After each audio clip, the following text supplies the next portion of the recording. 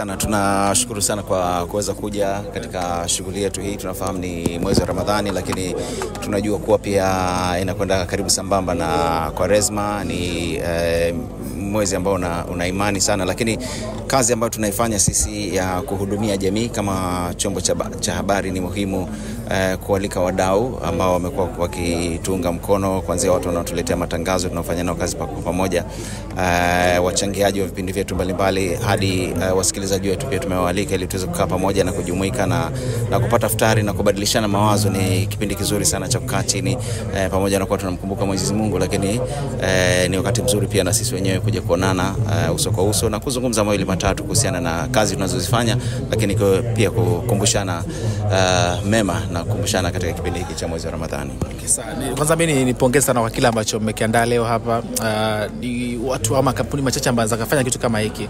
Na nataka nipate maono yako kwenye hili. Pengine iftari hii ilikuwa imelenga nini hasa? Kwa sababu kulikuwa na maneno ambayo pengine kuna iftari ambazo zinaandaliwa pia wanasema kwamba walengwa hasa sio wala ambao wanatakiwa waje, kwa maana hata wamekuwa kialika mastaa labda na nini kwenye hii. Hapana.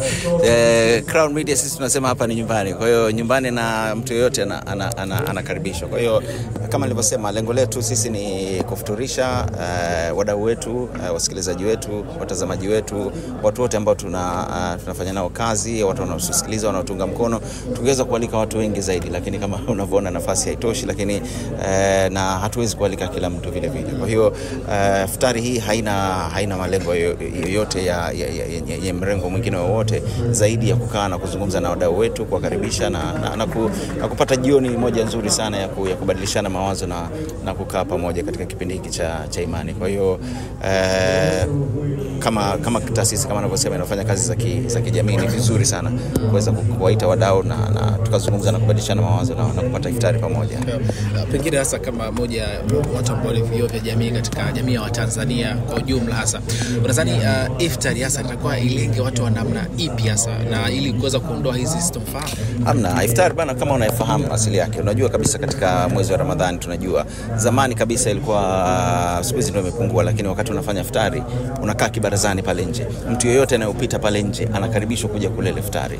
Unaona, kwa hiyo ndio hicho ambacho sisi tunakifanya. Na hata leo kuna watu ndio tumewalika, lakini hata kuna watu walikuwa wanapita tu hapa wakaingia wakapata iftari. Kwa hiyo hakuna kusema tumemlenga mtu fulani au tumemwacha mtu fulani. Iftari bana ni jambo la kiimani, na ni jambo linahusisha kugawana kile ulichonacho. Kwa Kiingereza wanasema ni sharing. Kwa hiyo sisi hapa tuko tuna share kile kidogo ambacho tulichonacho na watu wetu. Na kama nilivyosema, hapa ni nyumbani, mtu yote anakaribishwa, na ndio maana tumeifanyia hapa ofisini kwetu sisi. Pengine hasa Kinkeke, kwa mwezi huu pia ni vitu gani ambavyo unavizingatia hasa tofauti na miezi mingine, kwa sababu naamini ni mwezi ambao wa kutubu madhambi yetu na vitu vingine pia kuvipunguza? Kwa hiyo hasa ni vitu gani? Ibada na nyinyi tunafanya kazi pamoja, mnajua kuna wakati tunafanya kazi mpaka usiku wa manane, lakini huu ni mwezi wa kukaa na kutafakari na kufanya ibada, kwa sababu ni nafasi ambayo inakuja mara moja tu kwa mwaka. Kwa ni kuitumia vyema na kurejesha mahusiano. Nilikuwa nikisikiliza mawaidha leo, sisi kama familia tunakuwa tunagombana na ndugu zetu. Hiki ndio kipindi cha kurejesha uhusiano na familia zetu na ndugu zetu na marafiki zetu. Kwa hiyo ni mwezi, ndio maana ni mwezi mtukufu. Kwa hiyo ni mwezi ambao unakaa na kureflect na kuangalia miezi 11 iliyopita na miezi 11 ijayo.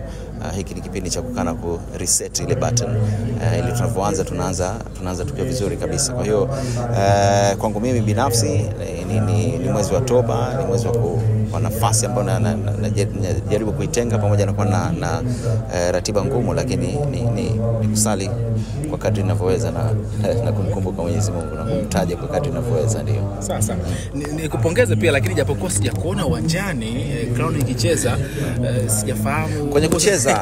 Mimi bahati mbaya bwana, nimesikitika sana. Nafikiri tumetolewa kwa sababu sikuepo. Nilikuwa kwenye ziara, unajua kulikuwa na ziara kadhaa za Mheshimiwa Rais mikoani huko. Kwa hiyo mashindano yalivyoanza, mimi nilikuwa kwenye kazi nyingine mikoani. Wakati narudi Dar es Salaam bana, ndio napata taarifa kwamba timu yetu imetolewa bwana, na tumefungwa goli kadhaa za kushiba. Lakini mimi nasema kabisa kwamba msimu ujao Manake tungeshinda safari wangesema bwana michuano yenu mnashinda nyinyi wenyewe. Kwa hiyo nafikiri msimu ujao tukichukua ubingwa msishtuke sana. Tunaenda kujipanga nani. Lakini tunashukuru sana watu ambao wamejitokeza kusema kweli kwa wingi sana kuja kuangalia hii michuano bwana. Ama kwenye TV au wanapokuja hapo Mikocheni.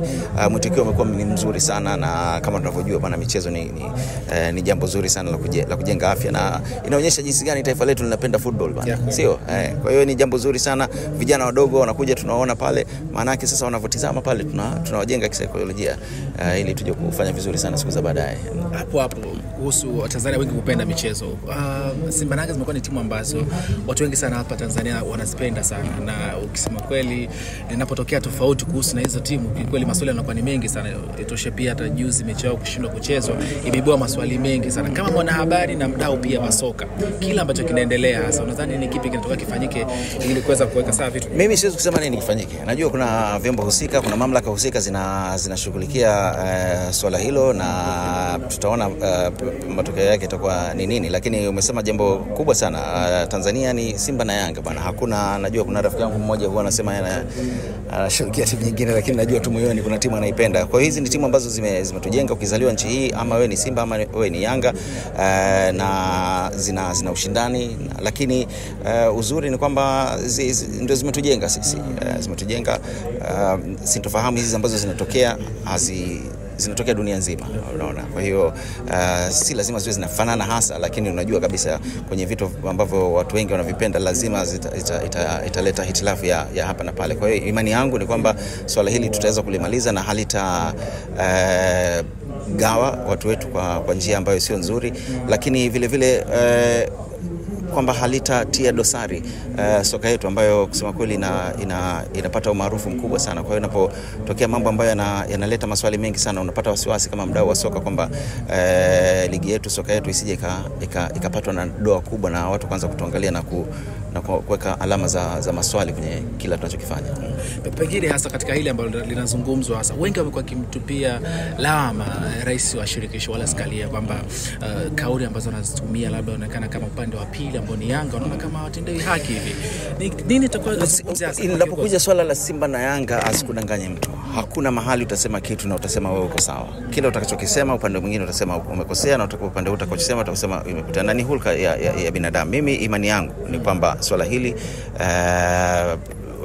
kama ni kanuni zitatumika, kama ni busara zitatumika ili limalizike. Mimi naangalia picha kubwa kwamba soka letu lisipate dosari, lisipate doa, na kama linaweza kumalizika mapema iwezekanavyo ndio vizuri zaidi, kwa sababu linavozidi kuzungumzwa lazima napata hata labda kutizamwa zaidi kimataifa, na tukianza kutizamwa kimataifa ndo hapo mimi napata mashaka kwamba soka letu litaanza kuwekewa alama za kuuliza, na hilo si jambo jema sana.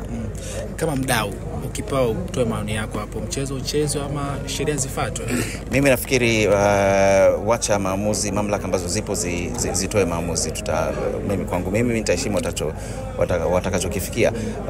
Kama mdau ningependa hili swala limalizike bila kuwa na sintofahamu au bila kugawa au bila kuacha maswali yoyote. Hilo ndio ambalo mimi ningependa kama mpenda soka. Nisingependa tufikie mwisho na bado kuwe na maswali yanaendelea baada ya hapo. Tufikie vizuri, tufikie kwenye mwafaka mzuri ili tuweze kuendeleza soka letu na tuweze kuendeleza ligi yetu ambayo kusema kweli imepata umaarufu mkubwa sana Afrika.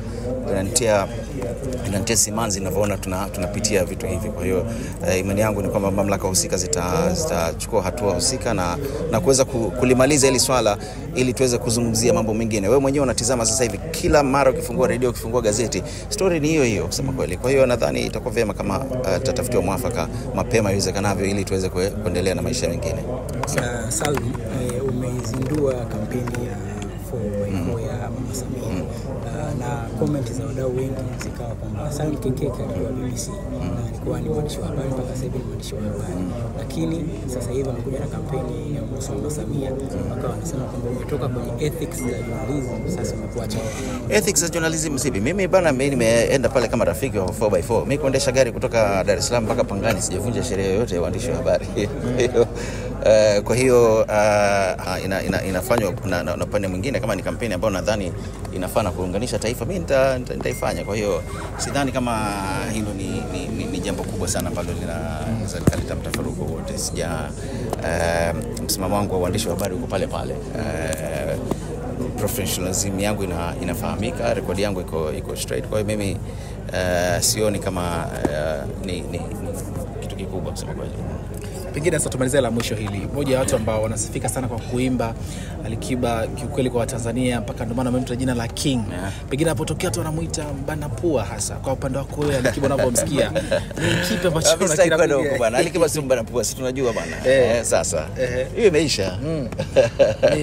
Ni kitu gani ambacho unahisi kwenye industry sasa watu wadau sana watakuwa nakizungumza sasa? Kitu kimoja ninachokwambia, mahali popote ambapo kuna kitu kinapendwa, lazima kutakuwa na hizi controversies hapa na pale. Kwa hiyo na unaheshimu kila mtu na mawazo anayotoa, kwa sababu tunaishi kwenye nchi huru. Kila mtu mawazo yake yanaheshimika. Kwa hiyo mtu anaweza kusema kile anaweza kutoa maoni yake. Kuna uhuru wa kutoa maoni nchi. Kwa hiyo unaweza kutoa maoni yako, wanaotaka kuyasikiliza wanayasikiliza, wasiotaka kuyasikiliza hawayasikilizi. Lakini tunaheshimiana tu. Kama taasisi mkoona kuna haja ya kuweza kuliwekea clear ili kulizungumzia? Maana hapana, unajua kuna kitu kimoja, taasisi ya Crown Media na Alikiba ni president wa Crown, lakini inapokuja inagawanywa. Sasa radio inafanya kazi na TV upande wake, na taasisi ya Alikiba inafanya upande wake. Kwa hiyo mimi kama Crown Media sidhani kama nataka kusema chochote kuhusiana na hayo mambo. Mimi nafanya kazi zangu kama mwandishi wa habari. Kama rafiki yako pia, mtu wa karibu sana, kauli ambayo alitumia pia watu waliona kama kiongozi haikutakiwa aseme vile. Pengine sasa kwenye kauli sasa kuna namna ya kumshauri pamoja. Mimi ninachosema ni kwamba kauli zinatolewa mara kwa mara, na kauli moja inaenda kuchochea kwa kauli nyingine kutolewa. Kwa hiyo kama nilivyosema, hii ni nchi huru, kila mtu ana uhuru wa kutoa maoni yake. Hakuna mtu atakachosema tunakiheshimu, mtu anachokisema. Nitabaki hapa. Usipendi kwanza twende kutizungumzia sana jambo hilo. Nadhani limeshakuja na limeondoka. Tubaza la mwisho, top 3 ya wasanii wako bora wa muda wote wa Tanzania. Sio unaniweka kwenye njia panda, lakini itakuwa Ali, itakuwa Chibu na Nandi.